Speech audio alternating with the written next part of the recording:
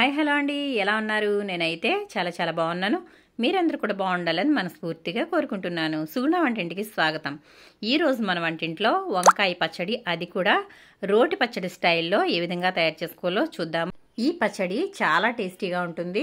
ఇది పప్పుచారులోకి సైడ్ డిష్గా, అలాగే ఏదైనా కర్రీ చేసుకున్నప్పుడు కూడా సైడ్ డిష్గా చాలా బాగుంటుంది. మరి ఏ విధంగా తయారు చేసుకోవాలో, కావాల్సిన పదార్థాలు ఏంటో చూసేద్దామా? మరి welcome back to my channel.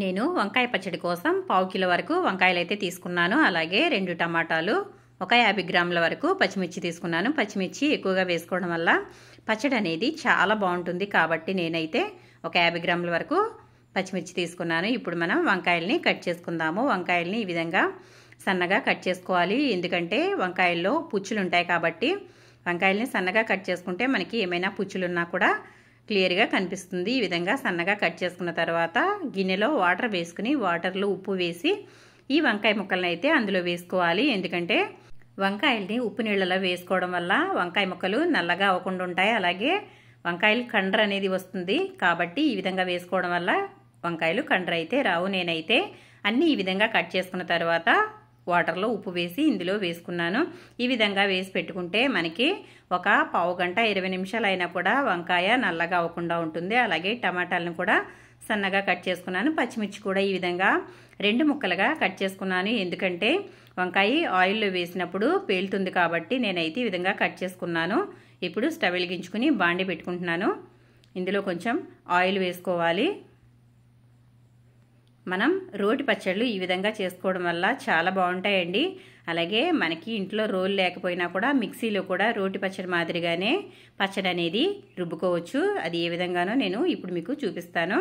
ఈ విధంగా నేను స్టవ్ వెలిగించుకుని ఆయిల్ పెట్టుకున్న తర్వాత ఆయిల్ కొంచెం వేడైన తర్వాత ఈ విధంగా పచ్చిమిర్చి అయితే వేసాను. చూసారు కదా, ఏమాత్రం తడున్నా ఈ విధంగా అయితే చిట్లుతుంది. కాబట్టి మనం ఇవి వేయించుకునేటప్పుడు దూరంగా ఉండాలి.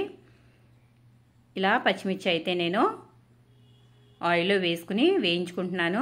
మనం రోటి పచ్చళ్ళు చేసుకునేటప్పుడు పచ్చిమిర్చి ఈ విధంగా పండిపోయినవి వేసుకోవడం వల్ల చాలా బాగుంటాయండి. నా దగ్గర అయితే 2 ఉన్నాయి. వీటితో పాటు ఇవి కూడా కలిపి వేసాను. చూసారు కదా, ఈ విధంగా పచ్చిమిర్చి అయితే చక్కగా దోరగా వేయించుకోవాలి. మరీ ఎక్కువగా కూడా వేగాల్సిన అవసరం లేదండి. ఈ విధంగా వేయించుకుంటే సరిపోతుంది. ఇప్పుడు వీటిని ఒక బౌల్లోకి అయితే తీసేసుకుందాము. ఆయిల్ అనేది రాకుండా ఈ విధంగా తీసేసుకోవాలి. మనం పచ్చిమిర్చి అనే కాదండి, ఏదైనా సరే వేయించుకునేటప్పుడు దూరంగా ఉండి వేయించుకోవాలి. ఎందుకంటే ఆయిల్ చింది మీద పడుతుంది కాబట్టి దూరంగా ఉండి వేసుకోవాలి. ఈ విధంగా పచ్చిమిర్చి అయితే పక్కకి తీసేసాను. ఇప్పుడు మనం వంకాయ ముక్కల్ని వేసుకుందాము. ఇవి కూడా వేసేటప్పుడు దూరంగా ఉండి వేసుకోండి. చూసారు కదా ఏ విధంగా చిందుతుందో.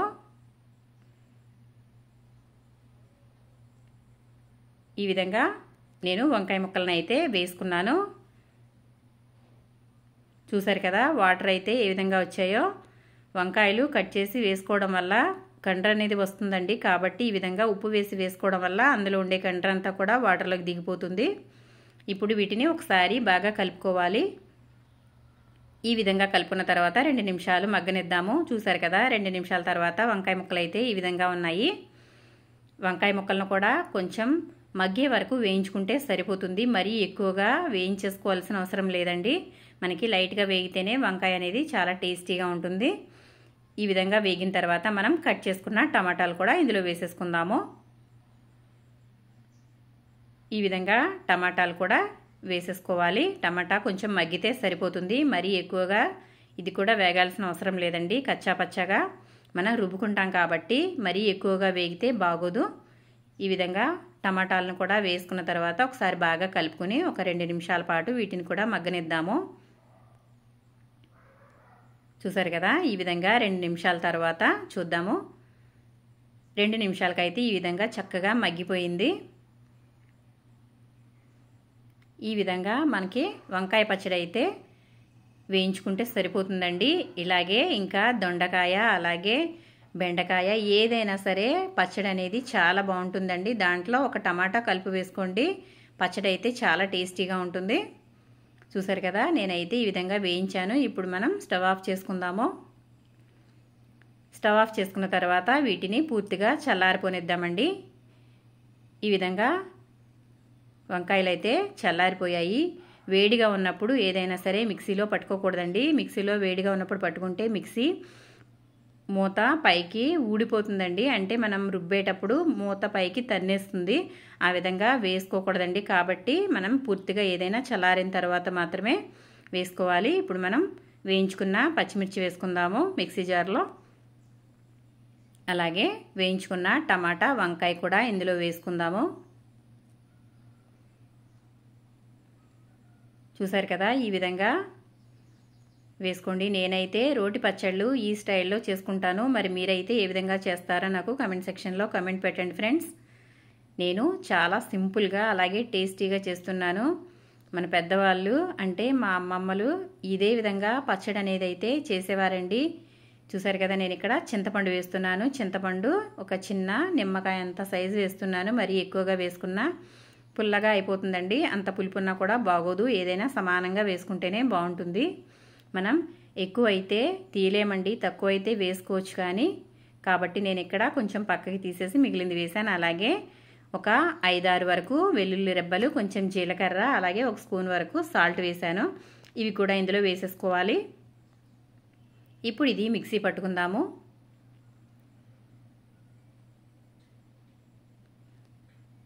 ఇప్పుడు మిక్సీ ఏ విధంగా పట్టుకోవాలో కూడా మీకు చూపిస్తాను. మామూలుగా మనం కుడివైపుకి తిప్పుతాం కదండి. కుడివైపు తిప్పినప్పుడు మనకి మిక్సీ అనేది తిరుగుతుంది. కానీ ఆ విధంగా తిప్పకూడదండి. మనం ఎడమ వైపుకి అయితే తిప్పాలి. ఎడమ వైపు తిప్పడం వల్ల పల్స్ అనేది ఉంటుందండి. పి అని ఉంటుంది. అంటే పల్స్ ఇచ్చినట్లయితే పచ్చడి అనేది మనకి పర్ఫెక్ట్గా తిరుగుతుంది. చూసారు కదా, ఇది ఆగి తిరుగుతుంది. కాబట్టి ఒక్కసారి 2 సార్లు ఈ విధంగా తిప్పి ఒకసారి చూసుకోండి. చూసారు కదా, పచ్చడి మరీ మెత్తగా అయిపోకుండా కచ్చా పచ్చగా నలిగింది. ఇంకొకసారి గరిటెతో ఇలా కలుపుకున్న తర్వాత మళ్ళీ ఒక 2 పల్స్ అయితే ఇద్దామండి. చూసారు కదా, ఈ విధంగా పచ్చడి చేసుకోవడం వల్ల కచ్చా పచ్చాగా ఉంటుంది. మరీ మెత్తగా పేస్ట్ లాగా అయిపోకుండా మనకి రోటి పచ్చడి తిన్న ఫీలింగ్ అయితే తప్పకుండా ఉంటుందండి. ఈ విధంగా మళ్ళొక్కసారి ఒక 3-4 పల్స్ అయితే ఇవ్వండి, సరిపోతుంది. ఈ విధంగా చేసుకోవడం వల్ల పచ్చడి అనేది రోటి పచ్చడి మాదిరిగానే తయారవుతుంది. చూసారు కదా, పచ్చడి అయితే మనకి నలిగిపోయింది. ఇప్పుడు ఇది ఒక గిన్నెలోకి తీసేసుకుందాము. దీంట్లో ఏ విధమైన పోపు పెట్టవలసిన అవసరం లేదండి. ఈ విధంగా చేసుకోవడం వల్ల ఒరిజినల్ టేస్ట్ అయితే ఉంటుందండి.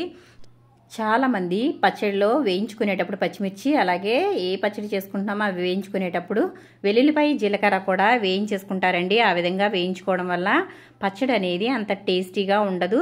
నేనైతే ఈ విధంగా పచ్చిగానే వేసుకుంటానండి. నాకు ఈ విధంగా అయితేనే చాలా ఇష్టం. వెల్లుల్లిపాయ మనకి పచ్చిగా వేసుకోవడం వల్ల తినేటప్పుడు ఆ ఫ్లేవర్ అనేది చాలా అంటే చాలా బాగుంటుంది. కాబట్టి నేనైతే పచ్చడి ఈ విధంగానే తయారు చేసుకుంటానండి. రోటి పచ్చడి స్టైల్లో రోలు లేకపోయినా ఈ విధంగా నేనైతే పచ్చడి అనేది తయారు చేసుకుంటాను. ఇప్పుడు ఇందులో కొంచెం ఉల్లిపాయ ముక్కల్ని పైన పెట్టుకుంటే చాలా బాగుంటుందండి. లేదా మీకు ఇష్టమైతే పచ్చడి మనం మిక్సీ పట్టుకునేటప్పుడే ఉల్లిపాయని డైరెక్ట్గా అందులో వేసేసుకోవచ్చు. కచ్చా పచ్చాగా నలిగి చాలా బాగుంటుంది. చూసారు కదా, ఈ విధంగా ఉల్లిపాయ ముక్కలతో వంకాయ పచ్చడి అయితే రెడీ అయిపోయింది. మరి పచ్చడి మీకు నచ్చిందా? వీడియో కనుక నచ్చినట్లయితే లైక్ చేయండి, షేర్ చేయండి, సబ్స్క్రైబ్ చేయండి ఫ్రెండ్స్. మరి ఫస్ట్ టైం చూసినట్లయితే లైక్ కొట్టండి. మనం తయారు చేసుకున్న వంకాయ పచ్చడి ఏ విధంగా ఉందో చూద్దాము. చూస్తుంటే నోట్లో నీళ్ళు వస్తున్నాయండి. రోటి పచ్చడి ఇష్టపడిన వాళ్ళు అంటూ ఉంటారా? నాకైతే రోటి పచ్చళ్ళు అంటే చాలా ఇష్టం అండి. కంపల్సరిగా వారంలో నేను 3-4 సార్లు అయితే రోటి పచ్చడి అనేది తయారు చేస్తూ ఉంటాను. మరి ఇప్పుడు పచ్చడి అయితే ఏ విధంగా ఉందో చూద్దాము.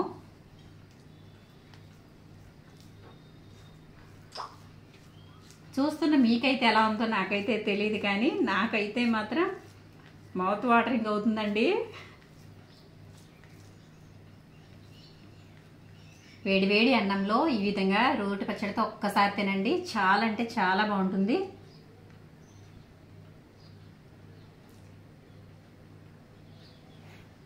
టేస్ట్ అయితే అసలు మాటలు రావట్లేదండి. మనం ఇక్కడ పూర్తిగా మెత్తగా అనేది తయారు చేయలేదు కదా, కచ్చాపచ్చాగా చేసుకున్నాం కాబట్టి తింటున్నప్పుడు అవి నోటి కింద పళ్ళ కింద తగిలి చాలా అంటే చాలా టేస్టీగా ఉంది. మరి వీడియో కనుక నచ్చితే కనుక లైక్ చేయండి, షేర్ చేయండి, సబ్స్క్రైబ్ చేయండి.